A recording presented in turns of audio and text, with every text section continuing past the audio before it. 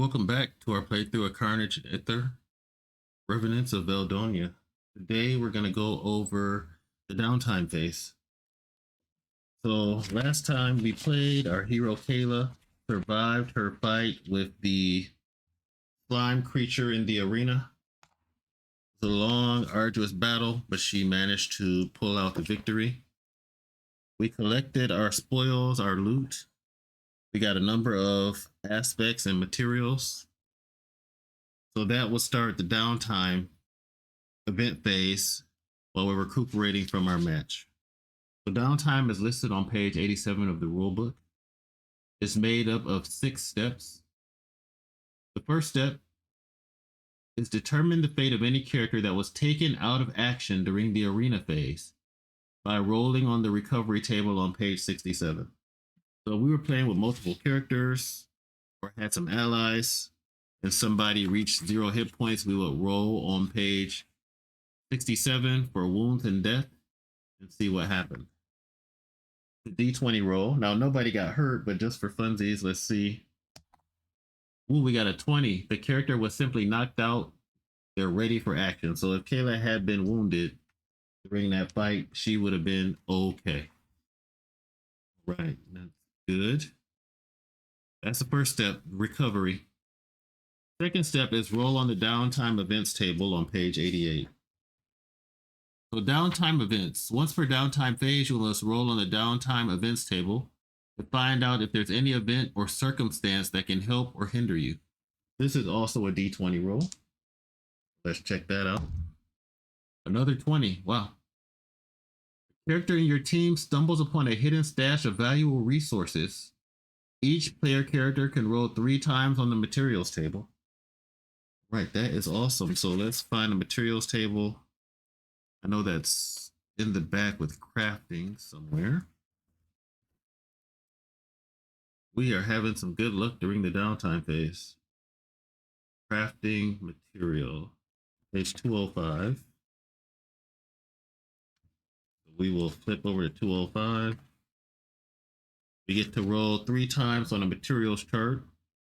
Arcane dust, bones, metal, mineral, scales, and vitae. So let's grab 3d6s and see what we get. 3, a 4, and a 5. So we got metal, mineral, and scales. The only thing I don't have is metal. So we get metal, mineral. So now I got 2 mineral and scales. So I got 5 scales. Fantastic. So that was a downtime event. That's stage 2. If you won the match, tally up all the spoils you managed to obtain as a result. All right, so I did this at the end of the combat phase last game.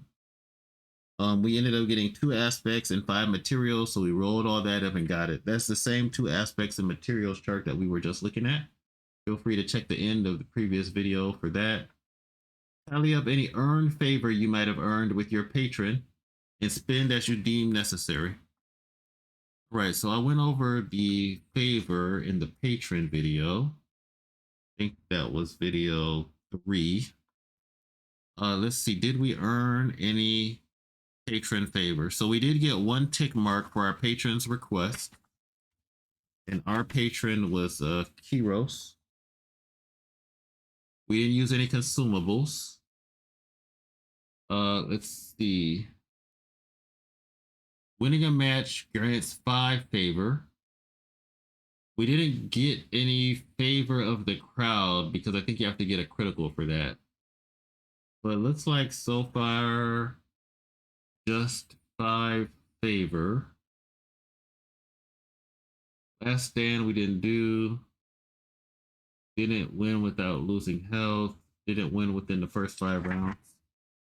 Yep, so it looks like we only got 5 favor. So we'll go back to our character sheet. We'll put down a 5 for winning the match in the favor section on the first page. And then let's go back to page.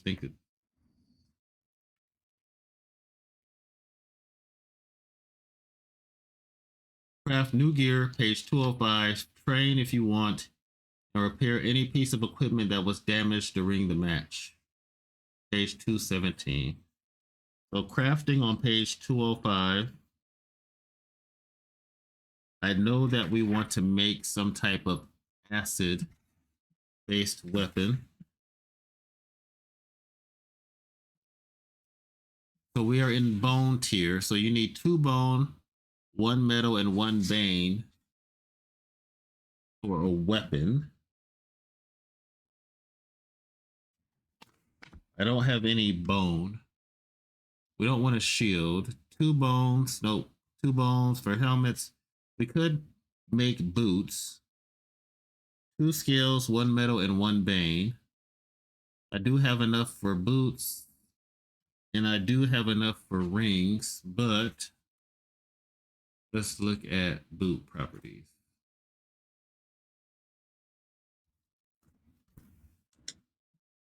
So boots, mastery sigildry, 1 aspect of your choosing, 1 material of your choosing. You gain access to 1 mastery ability of your choosing. So we could make boots with mastery. I need shadow and bone to increase my speed. I don't have that. Chaos and skill, increase your initiative. That could be good. Endless grit, increase your stamina by 1. That could be good. Feline grace, advantage on acrobatics checks, maybe. Blessings of knowledge. I don't have bone plus material. Blend with shadows. Nope. Boom plus bone. Nope. Yeah, there's not a lot I can craft right now. I could put a mastery sigildry on my boot, but I'm not sure what mastery I would want to do. I think I'd much rather have another weapon, like a melee weapon first. Then I don't have to always back up.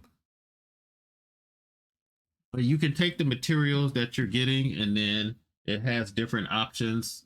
You're going to be in the bone tier until you level up a rank, and then you can spend it. But unfortunately, I don't have any bones. I'm rolling everything else besides bones. Now, you could trade bone. You can trade aspects. So let me see what the trade value is. So even though I don't have bones, I can probably trade for 2 bones and get another weapon. Let's see. You can exchange aspects and materials. So I can do 3 aspects for 1 aspect, 1 aspect for 1 material, 5 material for 1 aspect, or 3 material for 1 material. So it's a 3 for 1. So if I wanted bones to get a weapon, like a dagger or something like that, I could trade my 5 scales and a vitae and just get 2 bone. And then if I have 2 bones, can I make a weapon? So weapons are 2 bones plus 1 metal plus 1 bane, which I have. So I would be able to make a weapon. And then I wouldn't be able to make a weapon property yet, though. Let's see. Ring weapon properties. Bone. If I had a boon and metal, I don't have a boon. I can increase damage dealt by 1. I can do elemental realignment, elemental plus vitae. I have vitae, but I don't have elemental. That will let me change it to acid damage, which I could do for my bow if I really needed to. But I do want a melee weapon. So we are going to go ahead and do the conversion. I'm going to trade my scales, all 5 of my scales, and I'm going to trade 1 arcane dust for 2 bones. And then I'm going to use the 2 bones to get a dagger. So 2 bones plus 1 metal plus 1 bane. So I don't have any more bane. I don't have any more metal. I don't have any more bones. And I am going to use that to create, let's see, a longsword. Speed is 0. Slashing, swords, range 1. Or do I want a dagger? I can throw the dagger. The dagger is still piercing. Speed of 20. Yeah. Daggers and knives. What's my daggers and knives skill? Yeah, let's get the dagger. All right, so we are going to have a weapon. The longsword is slashing, though. I wonder, is it better for me to get a slashing weapon instead of having 2 piercing weapons? Because I can still use the speed from the bow, but if for some reason I lose the bow, slashing damage type, I'm just going to check the damage types and try to see if there's anything for slashing. Caused mainly by a certain weapon, creatures such as swords or a creature's claws. +1 damage when striking a target with no armor on the body part that was hit. Yeah, let's get the longsword so that we have a different damage type. So I'm going to write longsword here for our crafting. Skill is swords. Range is 1. Speed is 0. No trait. And then we'll go up here and we'll put our swords to 60. All right. So we got that crafting down. I don't think we're going to do any more crafting or consumables. I don't think we're going to spend any favor on that yet. Let's go back to the downtime phase chart. Should be around page 87. All right. So 6 steps. We did step 1, determine the fate. We did step 2, roll on downtime events where we got some extra stuff. 1 to match, we got our spoils. Step 4, we got our favor. Step 5, craft new gear. Page 205, train if you want. And repair any piece of equipment that was damaged. So we do want to repair our armor. We never repaired that from the first match.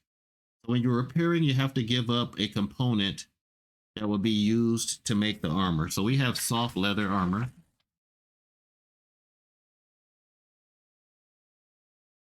So for soft leather, if we were going to craft and make armor, you would look at the crafting cost. You go to armor, 2 bones, 2 scales, or 1 bane.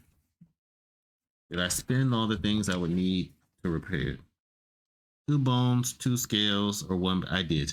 So I can't repair my armor because I spent everything. Let's say I spent 1 vitae and I kept the scale instead. So I got 1 vitae left. So I'm going to exchange the scale for the vitae because I could use 1 scale to repair my armor. And the armor will go up to a D4. Actually, I'll use 2 scales, so I won't have any vitae left. I'm gonna backtrack and say I used the vitae and I saved 2 scales. So the first scale puts my armor property back to a D4 integrity, and the second scale will put it back to a D6. So you have to just use 1 component per each dice level of integrity to boost your armor up. All right, armor was repaired. Next, if you marked any of your skills for improvement, as explained on page 20, make your skill improvement check now.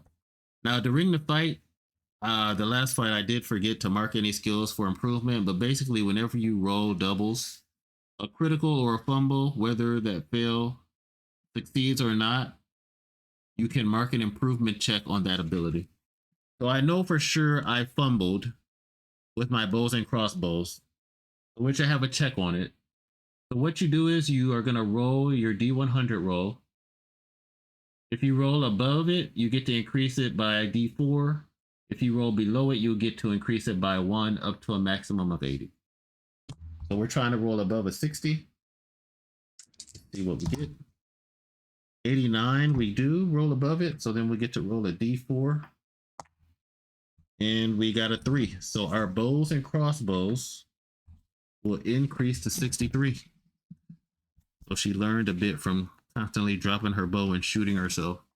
Hopefully she gets better with that. Okay. And I don't think I rolled critical or fail for anything else in that whole match. Yep, I don't think I rolled critical or fail for anything else. Okay, so then let's go back. I think that's the last step of downtime. All right, so that's going to complete the downtime phase. Again, we went through these 6 steps, determined the fate of our character. We rolled on the events. We were fortunate there. Adding up the spoils of the match, which in the future we'll do that during downtime. I did that right after match. Add up your favor, do your crafting, repairing of equipment. And then if you marked any skill improvements, do a skill improvement check. And that is it. That completes the downtime phase.